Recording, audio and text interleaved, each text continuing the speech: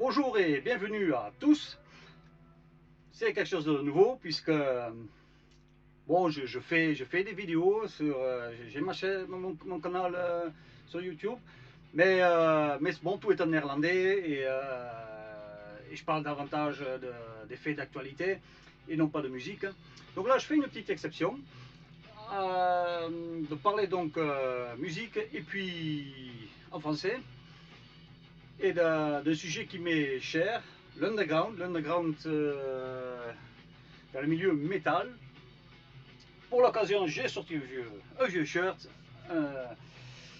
bon, en l'occurrence de Penetrator, un vieux shirt plein de trous qui m'est trop petit, on voit mon bide, c'est horrible, mais bon, une petite exception et puis ça me permet de le porter une fois, puisque ça fait une éternité que je ne le porte plus. Mais donc bon, on va parler donc de l'underground. L'underground, pourquoi l'underground, du moins comment l'underground en est arrivé là? Eh bien c'est simplement parce que avant, je pense dans les années 70, 80, les groupes extrêmes n'avaient pas la possibilité de communication, de se faire connaître. Il y avait déjà très peu de presse spécialisée dans la musique, et en plus, bon, les groupes extrêmes ne rentraient pas dans les normes de la société, on va dire. C'était trop agressif, c'était trop extrême, c'était des sauvages, etc., etc. Donc bon, il faut penser un peu au punk, hardcore, le métal, tout ça, quoi.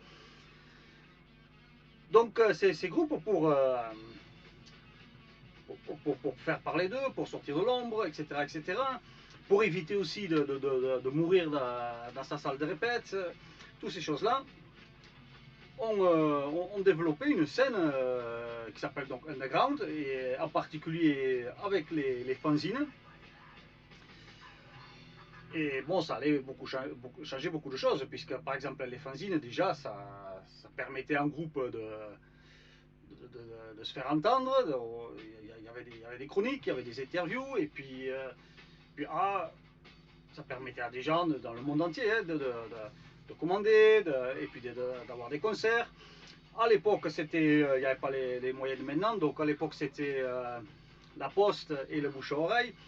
Bon, ce qui se faisait beaucoup, c'était la circulation des flyers, un peu la réclame de l'underground. Et ça, petit à petit, bon, ça a évolué, bon, plus tard aussi avec l'arrivée du trash au milieu des années 80. Même les premiers groupes français, tous les agresseurs, la Blast, Nomads, etc., etc., en ont profité, Massacra. En ont profité, mais vraiment où ça a commencé à fleurir, où ça a pris une grande ampleur, c'était 87, 88, quoi. Du moins, surtout pour la France, puisque il y a plein de groupes qui sont sortis, et beaucoup étaient actifs dans le milieu underground. Et ces groupes-là ont formé une certaine structure. Bon, je pense par exemple à David Martin, qui à l'époque jouait dans le groupe Assol, qui d'ailleurs est toujours actif. Pas avec Assol, mais avec sa chaîne Voyage au bout du centre de la Seine. Donc bon, mais lui, il avait donc à plusieurs, quoi, ils avaient donc une association, ils avaient donc le groupe Assol, un fanzine, et ils étaient très très actifs. Qui plus est, avaient des bons contacts avec d'autres groupes, donc je pense au groupe Chud d'Avignon, avec Damien Carras, qui était aussi très actif, et ça a permis de bien développer toute cette scène. David m'avait dit une fois que bon, ils avaient quand même fait à peu près 200 concerts. Bon, moi je trouve 200 concerts dans l'underground, bon, c'est énorme, quoi. Donc voilà, c'est cette scène underground dans les années 80 bon, elle a été vraiment primordiale. Et bon, c'était... ouais, je voulais dire, c'était marrant, mais ce qui montre quand même que ça avait pris tellement d'importance. Moi, je me souviens à l'époque, des fois, je croisais Pestilence, le journaliste, qui était qui bossait sur Hard Rock, mais aussi sur RMC.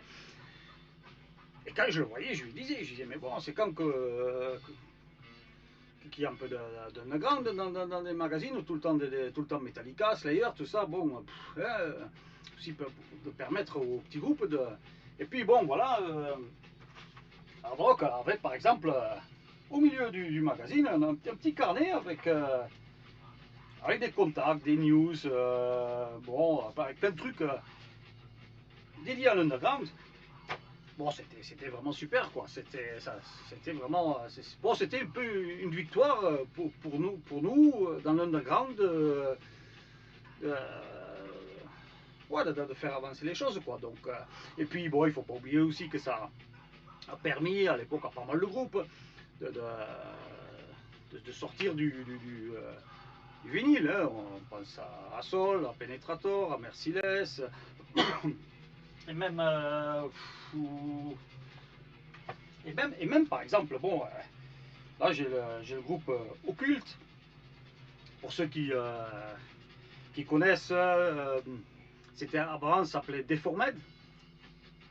Au début, il avait sorti une démo, bon voilà, ben, ça permet quand même de sortir un 45 tours, bon c'est vraiment, c'était excellent quoi, donc, bon malheureusement le groupe a très vite splitté, mais, alors que j'aimais bien, hein. Mais bon, et puis il y avait Trash, le label Trash Records aussi. Et bon, c'était...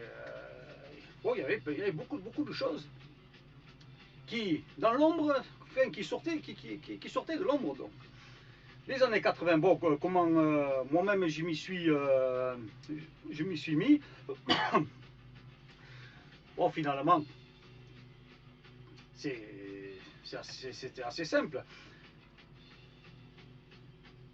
Déjà l'underground, bon, bah, il m'arrivait de commander une démo, d'un fanzine, bon, cela m'intéressait, quoi. Mais bon, c'est comme on dit toujours, c'est la passion. J'étais tellement... j'adorais tellement le métal, et en particulier la scène trash à l'époque, quoi, que j'ai voulu... Enfin, ce que me donnait le métal, j'ai voulu le lui rendre. Donc, et lui rendre, bon, ben... d'être actif, donc, pour cette scène. D'y mettre mon énergie, du temps, de la créativité, etc. dans cette scène qui me donne tant.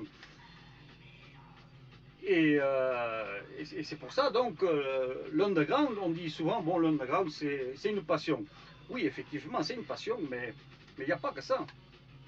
L'underground, c'est aussi un état d'esprit. Et puis, très important, c'est un but non lucratif. C'est-à-dire que on est là pour aider la scène à se développer, et on n'est pas là pour se faire des sous ou bon, d'autres trucs pour soi-même, quoi. Il n'y a pas d'égoïsme, on donne pour cette scène. Ça c'est l'underground. Puis il y a l'underground, il y a la solidarité qui est aussi très importante. Voilà, pour ceux qui ont connu les années 80, bon, 83, 84, Ardos, tout, bon, hop, la grande famille, etc., etc. Bon, c'est bon, c'était ça, c'était super. Mais déjà, avec le trash, ça commençait à changer un peu. Parce que beaucoup dans le heavy metal trouvaient le trash trop violent, quoi. Et justement, cet underground, c'était pareil, c'était une grande famille finalement. Il y avait beaucoup de solidarité. Je me souviens par exemple à un concert à la Seine-sur-Mer, près de Toulon. Bon, on y était allés à 4 dans notre petit village avec le train. Bon, concert à la Seine-sur-Mer, impeccable. Et puis après le concert, bon, on s'est retrouvés, on s'est dit, mais merde, comment on va rentrer à Toulon, quoi. Et puis il y avait Jérôme Casseri, hein, celui qui plus tard sera batteur de Catacombes. Bon, lui, il était pareil, il était actif dans l'underground. Bon, je suis allé le voir et puis il m'a dit de suite, pas de problème. Et puis après, il revient avec un gars qui, par hasard, était tout seul et nous a ramené à la gare de Toulon, quoi. Voilà, c'était ça, c'était la solidarité dans le... Voilà, ce qui était dans les années 80 avec le hard rock, c'était pareil, quoi. Il y avait une solidarité dans le milieu underground. Il y a beaucoup de gens que je côtoyais dans l'underground, qui même aujourd'hui encore, j'ai contact, ou alors très peu de contact, mais quand on se voit, ou quand on a la contact, il y a un respect énorme, quoi. Voilà, cet esprit de famille, ça reste. On a beau avoir chacun sa vie, ses idées, ses trucs, mais ça reste. C'est pour toujours, quoi. Voilà, c'est ça, c'est l'underground, quoi. Donc, voilà, pour ceci.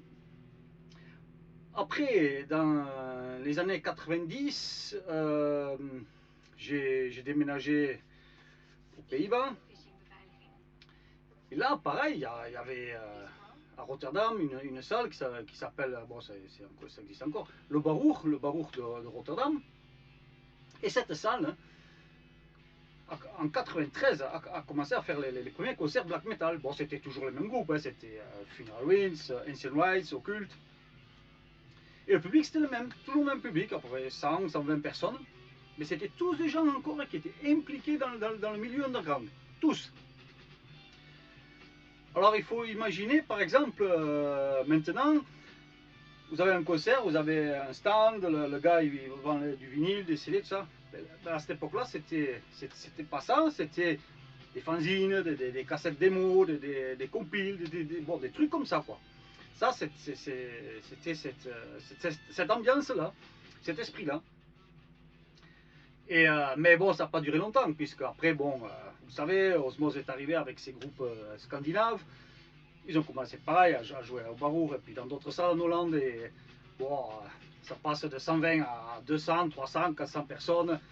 Bon, il y a l'esprit change. Puis je me souviens à peu près en, je sais pas, 96, 97, il y avait une fois Credo Lofield.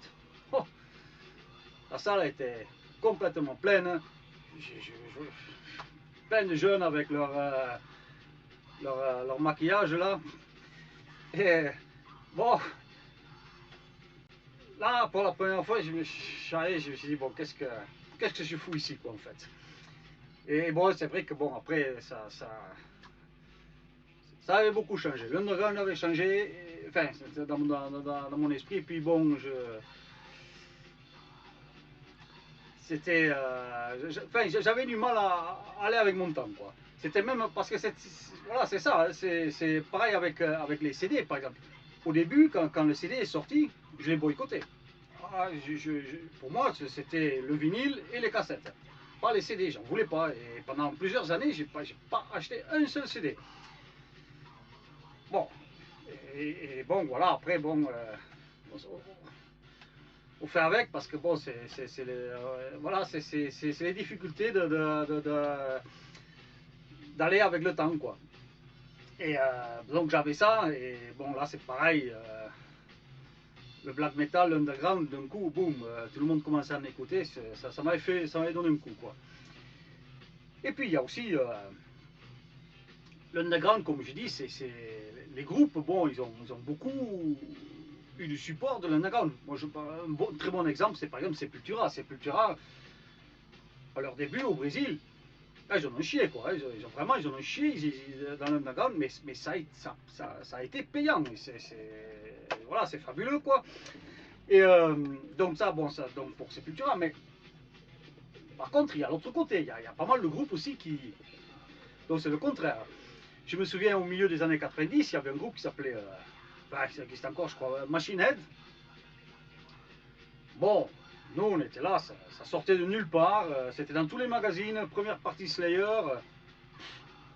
Bon, c'était des préjugés, je le sais, mais bon, on n'en voulait pas, quoi. On n'en voulait pas. En plus ça m'a fait chier parce que je ne l'ai pas su de suite, parce qu'il n'y avait pas l'internet encore. Mais après, j'ai appris qu'il y avait deux gars du groupe Violence. Et Violence, bon, Eternal Nightmare, c'est un de mes albums préférés en matière de thrash. Donc ça m'a fait un peu chier, mais bon, il n'y avait rien à faire. Je pouvais pas, quoi. Et c'est pareil avec tous ces groupes Ghost, Slipknot, Volbeat, Powerwolf. Je viens de regarder Powerwolf, ils ont même pas sorti une démo, ils ont sorti carrément le premier album sur Metal Blade. Tu vois, moi j'appelle ça du préfabriqué, quoi. C'est ça, c'est du préfabriqué. Ils sont pas passés par l'underground, c'est à coup de piston, de pognon, je ne sais pas, mais bon, ils sont arrivés là où ils sont. Et donc du préfabriqué, bon, moi je le compare un peu à, par exemple, au gars qui va faire un meuble. Il va le faire donc, comment ça s'appelle, de ses propres mains. Il va y mettre sa passion. Il va donner une âme. Le meuble, il va avoir une histoire. Il aura sa fierté. Voilà, comme un vrai groupe de métal, quoi. Et puis il y a des gens qui vont à Ikea, ils vont acheter le meuble là-bas et ils le montent en un quart d'heure, quoi. Voilà, je le compare un peu à ça, quoi. Donc bon, vous m'avez compris. Bref, par exemple, mon fils, par exemple, voilà, pareil, un jour il se pointe, il avait le t-shirt Slipknot. Putain, voilà, qu'est-ce que tu fais? Parce que bon, voilà, c'est le genre de groupe qui sont accessibles aux jeunes, aux premiers venus. Bon, 15 jours après, il écoutait Slayer, quoi. Ça c'est clair. Hein. Mais bon, voilà, c'est. Par contre, je vais baisser un peu la musique. Hein. Donc voilà, il y a ce côté-là aussi. C'est que c'est. Pour les fans, ceux qui apprécient l'underground, eh bien, il y a aussi le respect des groupes qui sont passés par l'underground et ceux qui n'y sont pas passés. Bon, j'en ai profité pour changer de musique. J'ai mis un petit coup de Sacriversum, un vieux groupe polonais, dont j'étais en contact début des années 90. Voilà, très méconnu, mais pourtant très très bon. Mais bon, on va continuer donc concernant l'underground. Après, bon, il y a les labels. Concernant les labels, bon,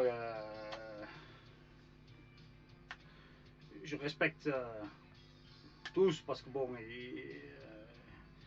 chaque label, il faut qu'il y en ait. Donc, mais bon, il faut bien se dire une chose, un label qui bosse pour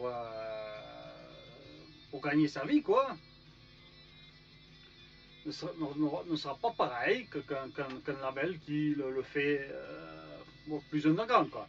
Et ça, bon, et c'est compréhensible qu'un label, bon, quand il est obligé de vendre, donc il va pas signer n'importe quel groupe. Le premier venu, ils vont pas souvent non plus commencer par des petits groupes. Je pense par exemple à Hatsbarn, le groupe du Nord. Bon, tout au début, bon, je les ai vus jouer quelques fois en Hollande, mais moi, en 2013, je les ai fait jouer une fois en Belgique. Hein. Bon, voilà, c'est un groupe au début, personne ne connaissait, donc ça n'intéressait personne en fait. Mais après, au fil des années, bon, ils ont sorti des albums, ils se sont améliorés, etc., etc. Et puis, bon, ça leur a permis de signer sur un gros label. Voilà. Et c'est très bien. Et justement, c'est pour ça que ces labels-là, c'est bien qu'il y a ces labels. Et c'est très bien pour un groupe comme Hatsbarn. Mais bon, mais au départ, le label ne l'aurait jamais signé, quoi. Voilà, c'est ça, c'est un peu la différence. Après, bon, voilà, il y a aussi des labels qui disent, bon, underground. Bon, comment on peut être underground quand, par exemple, on sort le label de El Milicia et qu'il est en vente à la FNAC en prix dérisoire. Bon, par rapport à l'underground, c'est du n'importe quoi. C'est clair. Pour moi, ça n'a rien à voir avec l'underground. Rien du tout. Puis bon, après, il y a l'histoire des represses, quoi. Bon, c'est compréhensible. Le represse, c'est un moyen assez facile donc, de faire rentrer de l'argent. En Hollande, on a un label qui fait ça à fond. Hein. Il achète plein de contrats et puis hop, il ressort ça, vinyle plusieurs couleurs, etc. Mais bon, quel est l'intérêt d'un represse, moi, je trouve, en tant que fan de musique. Moi personnellement, bon, j'achète rarement, mais j'ai quand même une petite exception, je vais vous la montrer. Mais bon, voilà, bon, les represses, bon, moi j'aime pas ça. Et très rarement, bon, j'en achète un. Là j'ai le Throne of Azaz par exemple. Bon, je l'ai quand même acheté parce que j'ai l'original de l'époque. Et puis il y a un represse et puis il y a 2 démos dessus. Bon, allez, donc pour les 2 démos, je l'achète. Et justement, c'est le truc à ne pas faire finalement. Avec le represse. Moi, perso bon, j'ai une optique très claire à ce sujet-là. Je vais prendre l'exemple de Merciless. Bon, j'en ai déjà discuté avec Max là-dessus. C'est que à l'époque, il y a la première démo qui est sortie, Mortal Harmonies. Je l'ai donc acheté. Et la seconde et la troisième, je les ai loupés. Bon, pourquoi, je sais pas, peut-être que j'avais pas de sous à l'époque. Bon, j'étais lycéen, je sais pas. Par contre, après, oui, le 45 tours et l'album. Et avec le recul, je m'en suis mordu les doigts de ne pas les avoir achetés. Parce que bon, c'est un très bon groupe, Merciless. Donc, ça m'a fait vraiment chier. Mais, si par exemple aujourd'hui un gars il arrive, il met les 2 démos, je les prends pas. Je les ai loupés à l'époque, je ne les veux plus. Voilà, c'est comme ça. Et c'est pareil avec les disques, avec tout. Donc en fin de compte, je n'achète jamais des trucs d'occasion, quoi. Parce que bon, voilà, donc pas de represse non plus. J'achète quand ça sort ou même un an après, c'est pas important. Et j'ai les trucs de l'époque. Et après, bon, ça, pour moi, c'est fini. Et puis bon, après le represse, bon, je prends par exemple Sodom Persécution Mania, qui est un très bon album. Voilà, un label par exemple, s'il va le sortir en 4 versions, bleu, blanc, rouge, splatter, bon, hein. Bon, le mec, les gars qui adorent cet album-là, les collectionneurs, etc., bon, ils vont acheter les 4. Bon, ça va servir à quoi? 4 albums les mêmes, sous des versions différentes. Bon, pour le label, c'est bien, ça fait rentrer du pognon, mais pour du reste, ce pognon-là, il est quand même préférable de l'investir sur d'autres albums, pour d'autres groupes, ou acheter des t-shirts, ou même, je sais pas. Donc pareil, je vois pas trop l'avantage en tant que passionné du métal, du represse, quoi. Sauf donc pour, bah oui, peut-être pour les plus jeunes et pour les labels. Par contre, il y a un truc, bon, c'est pas vraiment des represses, mais par contre, ça, j'adore. Ce sont les démos qui ressortent sous forme de CD ou autre. Et là, je vais en parler un petit peu, parce que je vais commencer par le label Les Armées de la Mort. Bon, ce label-là, c'est un peu le premier qui a commencé avec ça. Et ils ont fait. Ils ont sorti donc plusieurs groupes, dont par exemple Nomad, bon, aussi Catacombe, Disablet, Shud, Merciless, bon, etc. Mais bon, c'est vraiment excellent. C'est souvent des doubles CD. Et dessus, il y a des démos, il y a des lives, il y a des morceaux studio. Bon, c'est vraiment super. Puis, il y a Seb de Triumph of Death. Bon, lui, il sort pas beaucoup de choses, mais quand il sort quelque chose, c'est vraiment nickel. Là, j'ai le Mutilated, bon voilà, Digipack, double, patch à l'intérieur. Ça va même si loin que le Death Power. Il y a pareil, il y a patch, il y a badge. Bon, je l'ai sorti une fois pour garder le tout, pour écouter, mais après je l'ai remis dans le sachet plastique pour le garder nickel, parce que c'est tellement beau, quoi, que voilà, que je veux pas qu'il se frotte contre d'autres CD ou quoi que ce soit, qu'il s'abîme, quoi. Voilà, c'est vraiment, bon, c'est du top, quoi. Oui, il y a Metal Exhumator qui bon, pareil, ils ont fait, lui il a fait par exemple Yorset, Digipack avec une pochette. Bon, Yorset, excellent groupe trash. À l'époque, on disait le techno trash du sud, hein, ils étaient de Montpellier. J'ai d'ailleurs joué 2 concerts avec eux. Très bon groupe, des gars sympas. Bon, voilà, c'était voilà, pareil. Il y a divers morceaux de l'époque, 92, 91. Bon, truc excellent quoi. Il y a.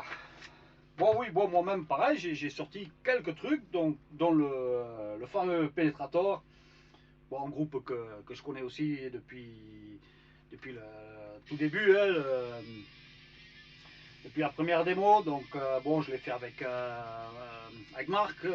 Pareil, c'est bon, Marc Reina, donc c'est un gars que j'ai connu à l'époque de l'Underground et toujours en contact.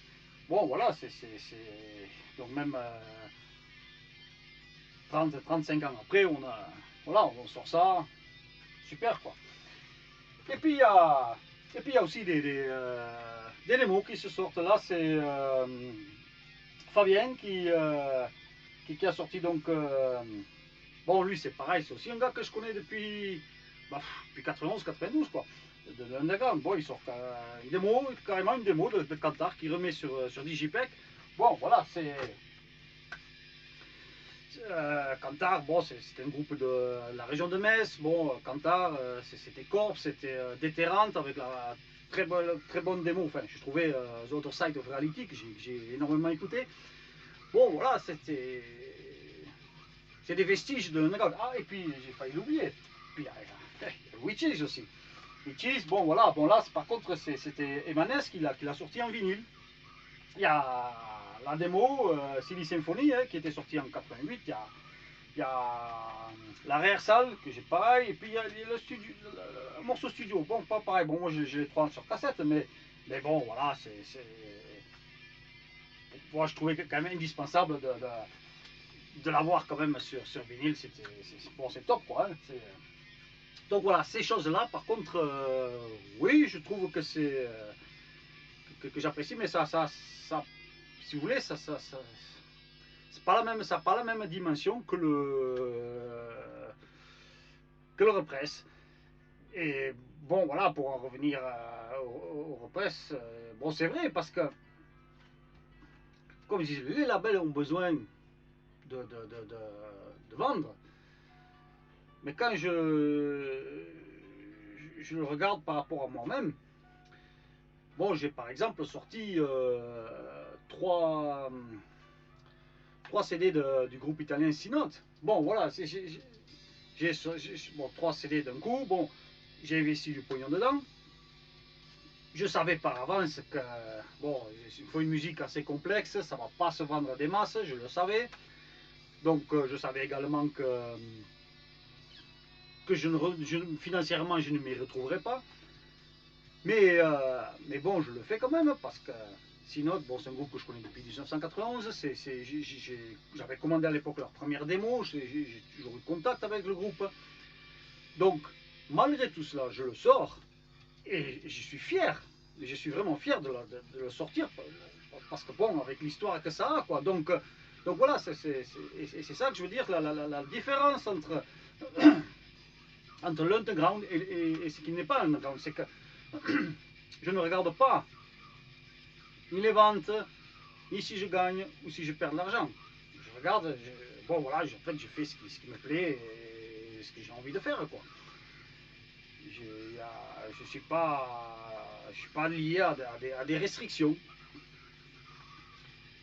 Et puis un dernier point, le point du digital. Bon voilà, c'est l'évolution, pareil, ça amène aussi des choses moins bien, on va dire. Bon, et donc le digital, bon voilà, le digital c'est pareil, c'est bon voilà, parce que je raconte mon histoire, l'underground, c'est pas pour casser des gens, pour casser ou critiquer des labels ou autre. Ça, je me fous complètement. Je trouve que c'est très bien que chacun il fasse son truc, que j'aime ou que j'aime pas, que je sois d'accord ou que je sois pas d'accord. C'est absolument pas un problème. Pour le digital, c'est pareil. J'ai des très bons potes qui en font. Je le respecte et il n'y a aucun problème là-dessus. Seulement là, je donne mon avis personnel. Et bon, pour moi, le digital, c'est de l'air. Ouais, c'est de l'air. C'est pas du palpable. Quand on est. Voilà, le métal, c'est une musique de passionné. Et voilà, c'est pas une musique comme les autres. C'est une musique de passionné. Et une musique de passionné, c'est incompréhensible de voir ou d'acheter du digital. Pour moi, je ne le comprends pas. Parce que bon, quand on est passionné par une musique, qu'est-ce qu'on fait? On achète par exemple un disque.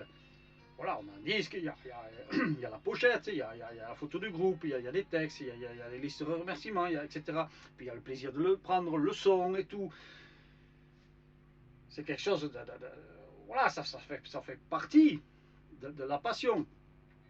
C'est comme, bon, moi par exemple, des fois j'achète des t-shirts au groupe pour soutenir. Voilà, il y a également ça, il y a le soutien. Et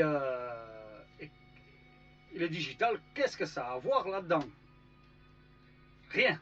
Rien du tout. Je trouve que le digital, c'est vraiment quelque chose qui n'a rien, mais alors strictement rien à voir. Je veux même dire que. Je vais même aller plus loin en disant que on n'est pas un fan de métal si on achète du digital. Ah oui, parce que déjà bon, je l'ai vécu pareil dans les années 80. Bon, c'est vrai, j'étais gamin, mais être métalleux, ça se fait pas du jour au lendemain. C'est pas comme ça qu'on dit, ah, aujourd'hui je suis métalleux. Non, ça se forge, le métalleux. Ça met du temps. Oui, voilà, ça se forge. Et justement, en se forgeant, on se forge cette passion, on apprend à apprécier cette musique. Et quand on apprécie cette musique, ben, qu'est-ce qu'on fait?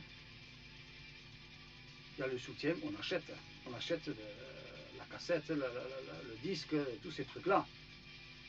Mais pas le digital. Non, mais c'est le truc de. Bon, voilà, bon, c'est mon opinion, quoi. C'est comme les CDR, pareil. C'est bon. Je parle moins parce que bon. Mais moi, je connais des gens qui font que du CDR. Ils ont toutes les collections de CDR, de musique. Moi, je peux pas le comprendre. Mais bon. Donc voilà, donc pour l'underground, c'est ce que j'ai raconté, c'est mon avis personnel. Je dis pas que c'est comme ça, que ça se passe comme ça, que j'ai raison, que ça je ne le dis pas. C'est juste mon point de vue personnel, sans critiquer non plus qui que ce soit. Voilà, après bon, chacun son opinion dessus. En tout cas, merci d'avoir écouté et voilà, ce serait sympa également de partager cette vidéo. Et peut-être, qui sait, peut-être une prochaine fois.